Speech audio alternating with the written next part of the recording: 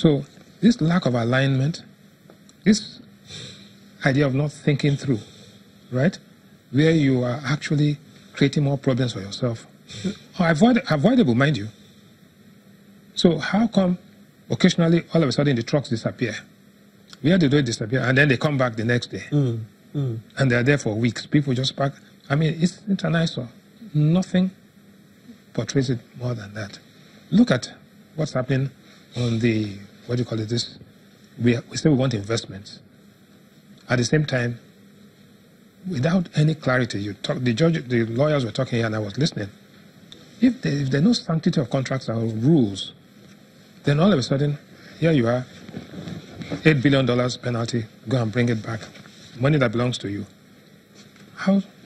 So what do you think the other man is going to do? If somebody who has invested $2 billion a year on CapEx for the past 15 years is being told, go and bring back dividends that you paid taxes on and you repatriated, go and bring it back 10 years back to give it to your own company here at an exchange, something is wrong. So while without prejudice to what's going on, I think it will be resolved amicably, but it sends a signal to others. And that's why I said, what you say and what you do are two different. So we are saying all the right things, but we're doing a few funny things, right? So Farid Zakaria was very clear when he says, stop doing dumb things first. Start doing smart things before you start doing modern things.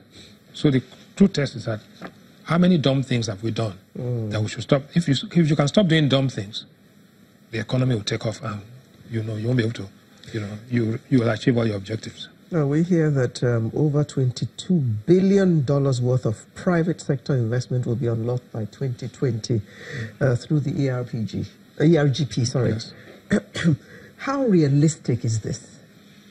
It's interesting that you say this because the total amount of debt we have today, international debt, contractual debt is $22 billion.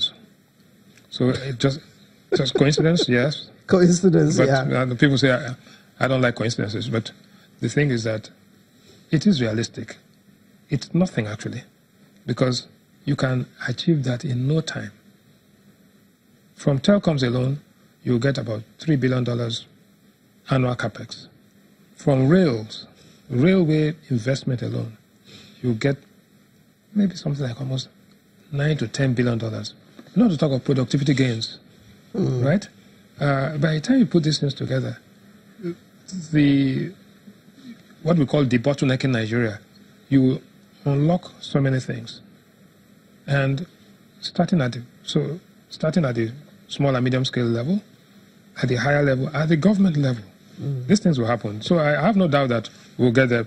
When you are growing at 1.5%, when in fact you should be growing at 10 to 12%, because you need to grow at 10 to 12% for about 10 years, like China did, to really, break up. Actually leapfrog. Yeah. And is it possible? It is possible, and it will be done. It's only the question is that now we have to have the courage to do the right things. In fact, stop doing the dumb things first, and then the rest will. Okay, so let's look at where I understand we have to start looking at winding down. The focus labs that have come into the ERGP, how are they driving the social and economic value of the ERGP?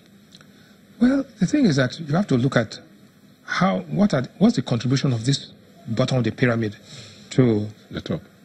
the total economic output of this country. Because, first and foremost, the measurement of these things is not efficient. The data has no integrity. So if I come to a small company and said, I want to find out what you're doing, the first thing he thinks that either you're a taxman or you're a policeman or you're a custom officer and all that. So there is reluctance to give accurate information. There is an enthusiasm to misinform, right? We do inflation data every month, and when we send people to the market, I always tell them, don't go at 9 o'clock. You go at 9 o'clock in the morning, the owner of the shop is not there. It's his son or his daughter who is there, and they're going to give you a price which is different because those guys have no powers to make decisions. So if you go at 11 o'clock, when the owner of the shop, the woman has come in and then says, what is this price of tomatoes? You can then, she looks at you and decides, okay, you want to buy. and then she'll give you a real price. If not, you say, oh, are you from Lagos State Tax Office? Are you from this? Are you from that? So the whole idea of creating a collaborative environment between business, small businesses for that matter, and government and regulators, that is the whole idea of these focus labs. So we are trying to get them to, first of all, believe that the government is not your opponent. The government is not your enemy. The government is not there to exploit you, to rip you off. Right? These are set stereotypes in the minds of everybody. Yes. And the government has fallen into this trap by just saying the right thing and doing the wrong thing. And people just say, look, forget it. These guys are not serious. They're plus policies somersaults. Yeah. So today you say this and tomorrow you do that. You know, so I think that's the point. That is what the Bismaeck office, Dr. Jumoke Oduwole and the Vice President's team, they are working so hard, and I've interacted with them. And the people do not know, even if you complain, you get answers. But, you know, there's this thing that we normally use. The phrase is low-hanging fruit. Yes. So what are those indicators that the people can look at and say, okay, this is actually working and we can actually latch on to If you want to go to the Corporate Affairs Commission, you want to get data on your Form CO7 and all that, you want to anything, online, you get it. Go to the tax office, you want to pay your taxes, you pay through the portal, it's there. Right? All of these things are there. But I told you at the beginning that when asked, are you aware of the existence of this? Half of people said, we don't know. The other half said, we know, but we don't believe. I still have to use an agent, right? I still have to use a consultant, right? Because all of these things, but over time, people begin to see, you remember before we used to fill passport forms and everything now is done online. Right. When you want a visa, you get it online, right? So it takes time, but I'm encouraged because things are happening more rapidly and people are responding. The visa upon arrival, the fact that you now have a 64-page passport, for example, the fact that we're even going for 10-year validity, passport validity, the fact that you can get C of O signed and all that kind of more efficiently. Those things are happening.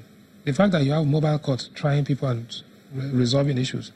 So you are debottlenecking things. What is the aggregate impact of all of these things? We haven't put it together, but it's important. The fact that the Nigerian Bureau of Statistics is giving you data of last quarter. That before it was 10 years, by the time you have the information, it is wrong, it's stale, and it's outdated. It doesn't make any sense. All of these things, the fact that the central bank is selling foreign exchange to the corporate, to the MSMEs, doing all of these things, you now see that the currency is more stable because the bottlenecks are being removed. It took time to get there, but you must give them credit. They are doing certain things that people can then begin to feel. So what you are beginning to feel is getting closer to what you are hearing, but it has to be coordinated and put across properly. That is the important thing. All right, thank you very much. We've been speaking with Mr. Bismaeck Rewane, Managing Director of Financial Derivatives. We've been looking at the process of creating an economic social value. Thank you very much for sharing your thoughts with us. Thank you. Sunrise, we'll be back in a moment. Please don't go away.